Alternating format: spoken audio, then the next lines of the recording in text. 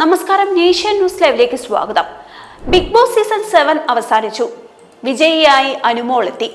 ഇനി നല്ല 8ന്റെ പണി. ആദ്യ മത്സരാർത്ഥി എത്തി. ബിഗ് ബോസ് സീസൺ 8 പ്രഖ്യാപിച്ച് മോഹൻലാൽ. ഇന്ത്യൻ ടെലിവിഷൻ ചരിത്രത്തിലെ ഏറ്റവും വലിയ റിയാലിറ്റി ഷോ ആണ് ബിഗ് ബോസ്. വ്യത്യസ്ത മേഖലയിലും പ്രദേശങ്ങളിലും വ്യക്തിത്വങ്ങളും സ്വഭാവങ്ങളുമുള്ള ഒരു കൂട്ടം മത്സരാർത്ഥികളെ ഒരു വീടിനുള്ളിൽ താമസിപ്പിക്കും. അവർക്ക് പുറം ലോകവുമായി യാതൊരുവിധ ബന്ധവും ഉണ്ടായിരിക്കില്ല.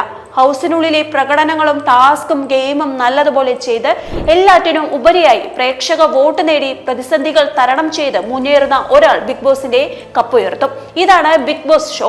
നിലവിൽ ഹിന്ദി, തമിഴ്, കന്നഡ, തെലുങ്ക്, ബംഗാളി, മലയാളം തുടങ്ങി ഭാഷകളിൽ ഷോ നടക്കുന്നുണ്ട്. മലയാളത്തിൽ സീസൺ 7 കഴിഞ്ഞിരിക്കുകയാണ്. മോഹൻലാൽ അവതാരകനായി എത്തിയ ഷോയിൽ വിന്നറായത് മിനി സ്ക്രീൻ പ്രേക്ഷകരുടെ പ്രിയങ്കരിയായ അനുമോളാണ്. അനീഷ്, ഷാനവാസ്, നിവിൻ, അക്ബർ എന്നിവരായിരുന്നു ടോപ്പ് 5-ൽ എത്തിയത്. ഇതിൽ അനീഷ് റണ്ണറപ്പുമായി, ഷാനവാസ് 3-ാം സ്ഥാനവും നിവിൻ 4-ാം സ്ഥാനവും അക്ബർ 5-ാം സ്ഥാനവും നേടിയിരുന്നു.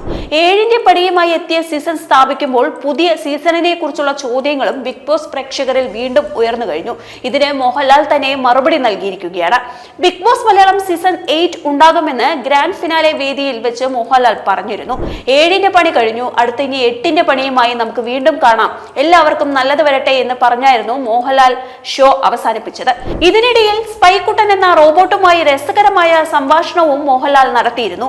ഈ സീസണിൽ മുഴുവനും സ്പൈക്കുട്ടൻ സ്റ്റാർ ആയിരുന്നു. അടുത്ത സീസണിൽ മത്സരാർത്ഥിയായി വന്നോട്ടെ എന്ന് തന്നോട് ചോദിച്ചുവെന്നാണ് മോഹൻലാൽ രസകരമായി പറഞ്ഞത്.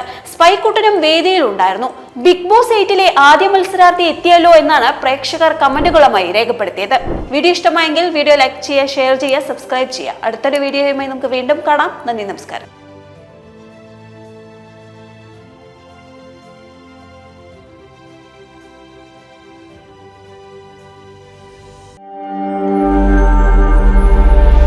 നാഷൻ ന്യൂസ് ലൈവ്, സത്യം, ചരിത്രം, വർത്തമാനം.